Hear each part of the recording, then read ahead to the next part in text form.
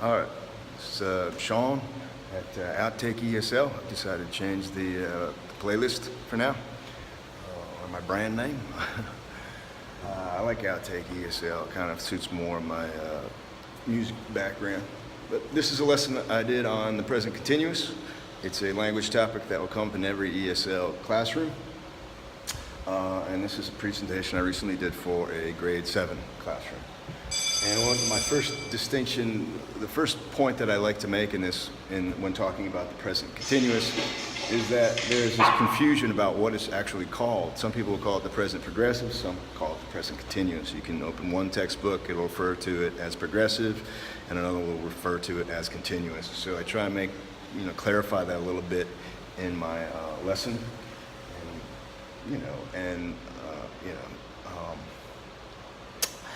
and tell them that it's the same language for the same tense. It's just they use two different names for whatever reason.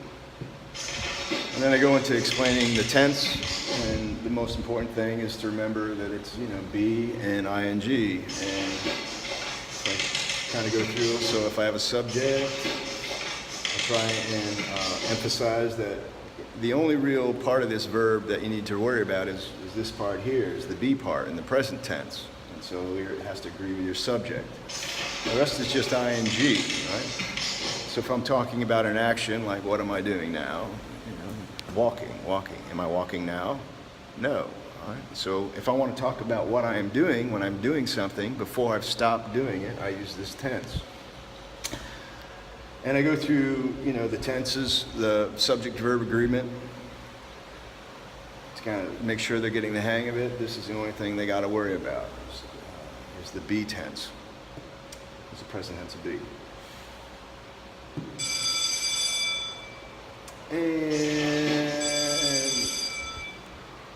And once again, I go into and I try and emphasize that it's an action that started and hasn't ended. It hasn't been completed yet. So I give them a couple examples. Fine. What is the present continuous, right? I'm not studying. All learning. All walking. Where is it? We go through this. Maybe I'll give this as part of the reward system. I might use that. I might start to introduce that reward system, the game part of the class. Very important when talking about the present continuous is now, the idea of now. It's happening now. It's not happening in the past. It's not happening in the future. It's an action that is in action. And once again, go through different examples of that. And since this class came after I had done a class about adverbs of frequency, I kind of refer to it back here by making the point that when it's used with always, sometimes it can kind of denote an annoyance at something. Right? She is always coming to class late. Usually I'm trying to connotate that I am annoyed by something when I use that. And since it's an adverb of frequency, it kind of refers back to that lesson. Where can you put where does the always go in its placement?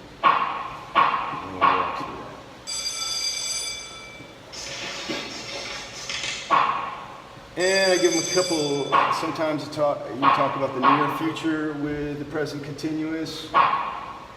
We are seeing them on Friday, and here it's kind of can get confused with and I try and get into the concept of that. Maybe it's a little over their heads, the concept that if you're planning something, it's something that's in action, really.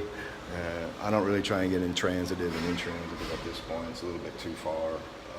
It's a little bit too above their level. So I usually skip that slide, or I might try and address it. Maybe I'll go right into this slide, and here you're just conjugating verbs. She travel, she is traveling now. The company is expanding. It's not so much that they understand what the verb means. If they don't, I'll explain to them really quickly. But really, it's just about conjugating the verbs into the present continuous tense. So that's the beginning of the class. Then I do kind of a quick sticky ball exercise here. And I might alternate to actually throwing a sticky ball at the board, or I might use this here. And here I'm just trying to get them the idea of using present continuous as opposed to using present simple. Present simple to talk about habit or routine. present continuous to action that is in motion. Then I get to my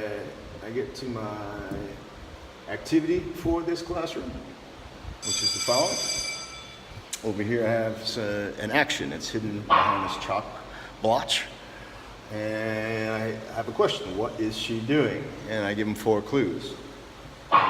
Clothes, malls,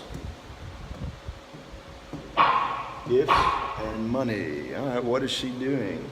All right. I get some ideas, see if anybody can guess it. She is shopping. All right.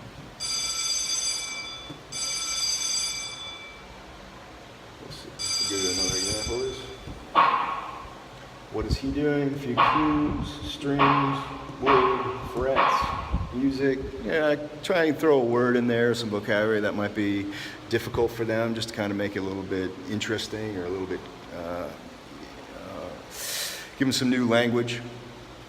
And this is playing guitar. And he is playing guitar. So then points are awarded based on that, the ability to guess those and use the present continuous correctly. So that was about 50 minutes there. The next class I spend talking about using the negative tense of the present continuous. Here we're talking about placement.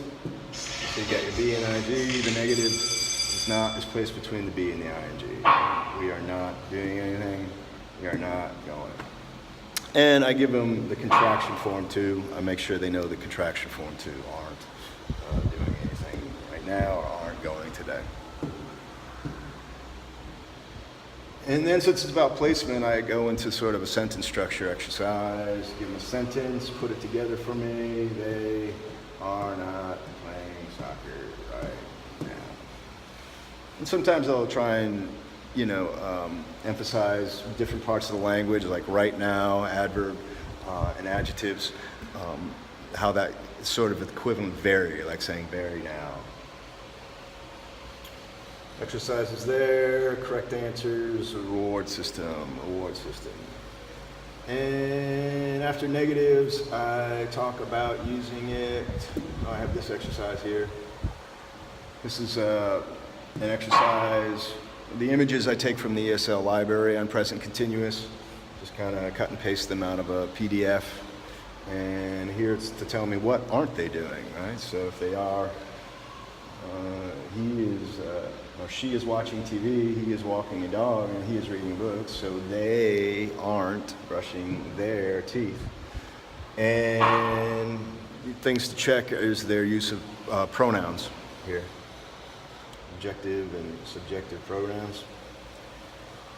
Go through these exercises with a negative, and then we talk a little bit about using present continuous with questions.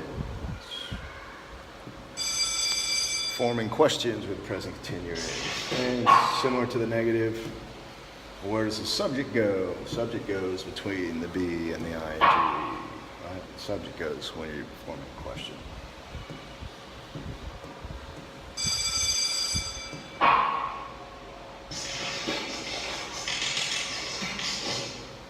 And then just kind of an exercises. Once again, these images are from ESL library. I decided to use them. Is he dancing? Let's see.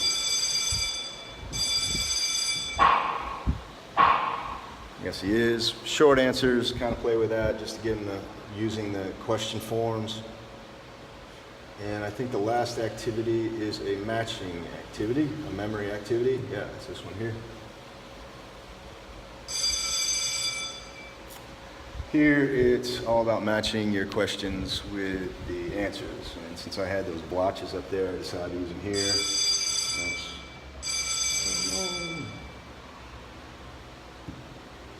So I got different questions and different answers, and the whole idea is to remember the questions and the answers and match them up. For instance, what are you doing?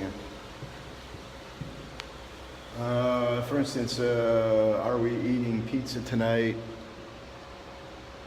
Would be no, we are eating noodles. Is he watching TV? No, he isn't. Am I doing it or not? I thought that was kind of interesting. Yes. it's mixed up. Yes, you are doing it. Are they walking to the store? No, they are driving. So it's just kind of a simple memory matching game. And that's what I did for present continuous. This is my presentation on present continuous. I'm sure it'll change and shift as I go, but this is kind of the bulk of it, focused on that language point. Hope to help you out. And if you like watching my videos, please click subscribe and I will monetize. Click subscribe and monetize. Take it easy.